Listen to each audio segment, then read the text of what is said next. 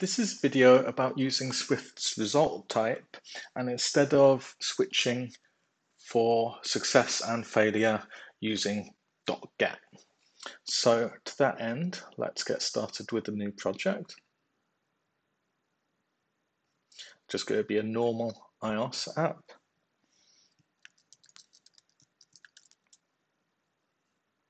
And we'll take this just from the beginning of a project.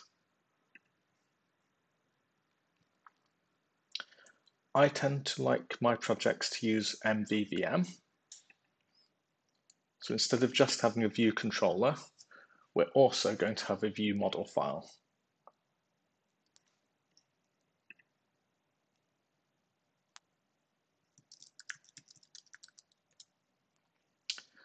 Typically, view models are classes.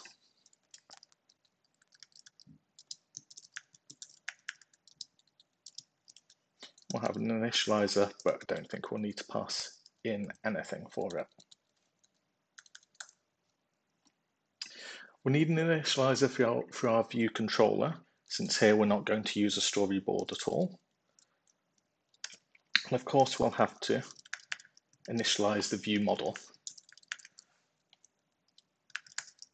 So we'll have a view model here, which can be let because it's only going to be initialized once through the view controller. And since I'm not going to use a storyboard in this example, I can use load view to create the view that we'll see. And I always like to have the view with background color at first so I can be sure that it's displaying.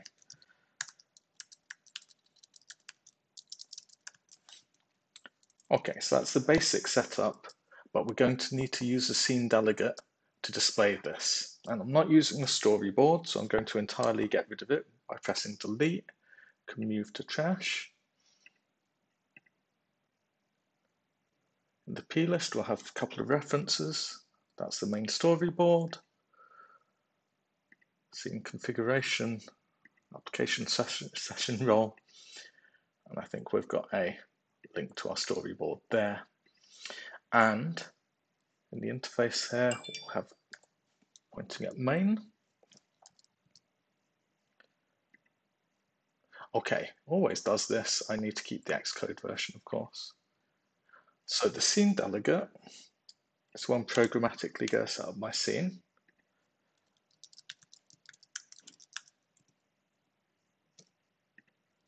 Let window. So it's not let window. I want to use my existing window equals window.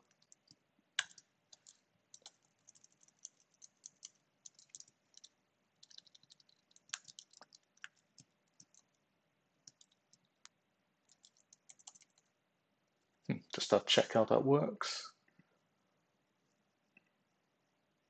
That's UI window.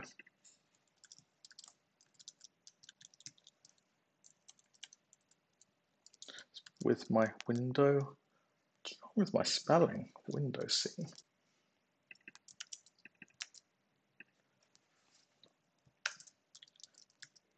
So Windows root view will be my view controller.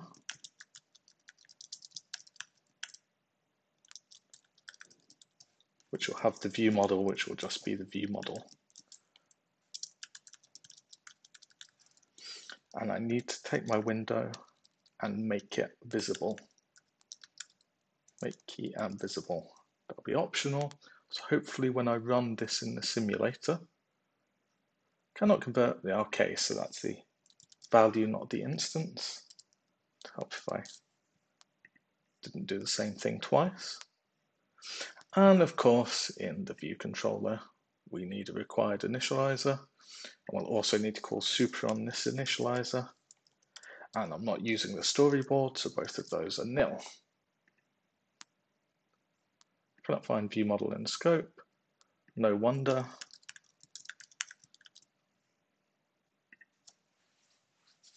Because our instance is set up by using that initializer, so it takes capital letter in the class instance, class type anyway. Should be a red background.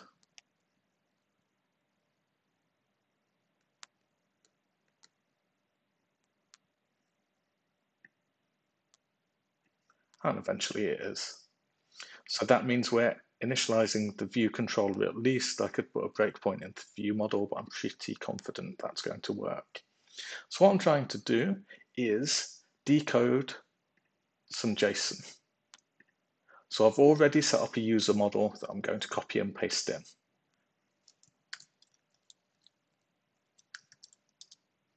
Let's go decode some users, which precisely are going to look like that. How do I know that? Because I've done this before, clearly, and this is a documented API for that address. So what I want to do is use that. So I'll set up a constants.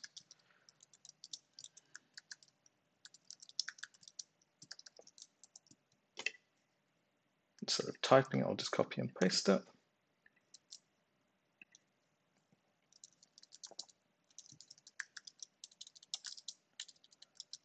It's my URL string. And then at some point, what we're going to do is call a method which is going to download our data. So I'll call it getData, and it will have a completion handler, which is where our result type comes in.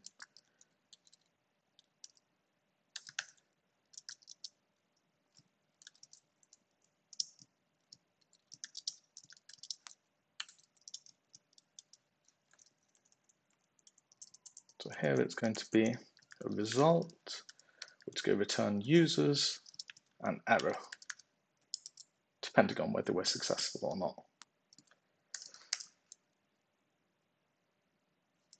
Initially, that's looking okay. We're going to call that from the view controller. And when should we call that? Maybe on view will view did appear. Obviously, that would happen when the user would be able to see it, but we're not going to actually display anything in this case. So we'll have our completion, and this is where we'll use that type.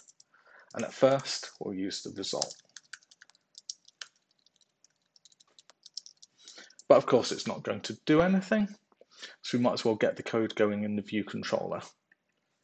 So we'll use a guard to make sure our view controller works without causing any nasty crashes.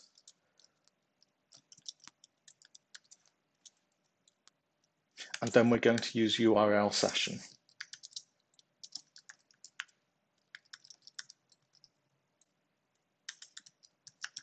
And we use data task because we'll do this in memory, and we can use that URL now without unwrapping it because we used our guard statement. And I've missed the parameters for this completion handler. From memory, it's data, response, and error in. Okay, if we're not doing that, we'll else return. Okay, this task will never run until we do task.resume. Okay, and we'll need to decode this. We'll have a decoder.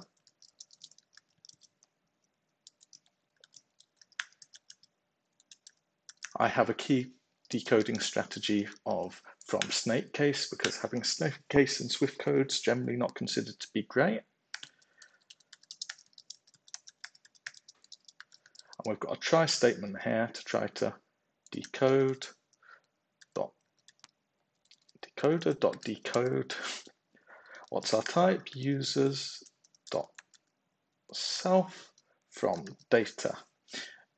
Now data might not be unwrapped, so let data equals data.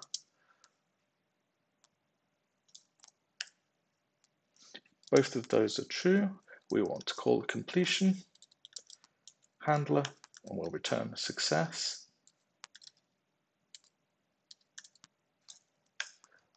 Which will be our users, which will be decoded. If we haven't successfully done it, completion failure. I'm not going to give it a error, we'll just call failure, valid conversion, because that's an optional. Okay, you have to return an error type.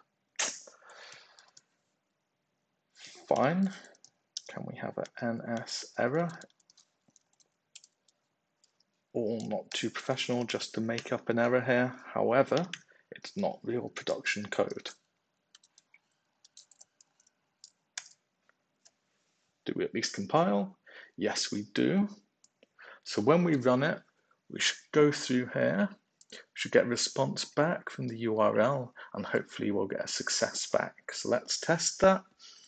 Put the breakpoints in by just clicking on the left-hand side here.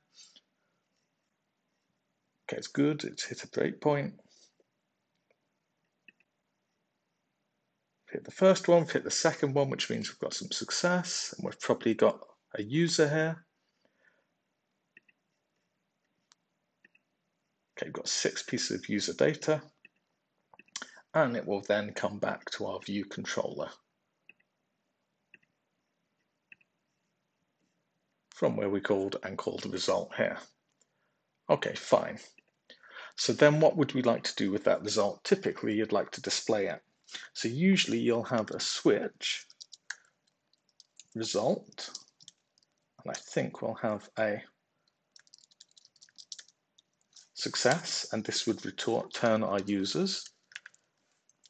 And we could do something like print the users. That would print it to the console. Not overly useful, but still. And we can have a failure.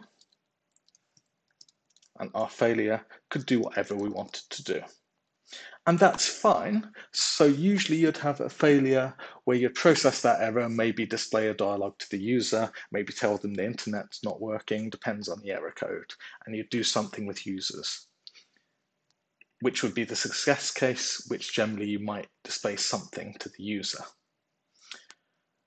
At least at first, many coders don't do anything with the error. Or you might have some other flow within the app that will deal with the error for you. So instead of having this pattern of success and failure, you might prefer to do a result.get.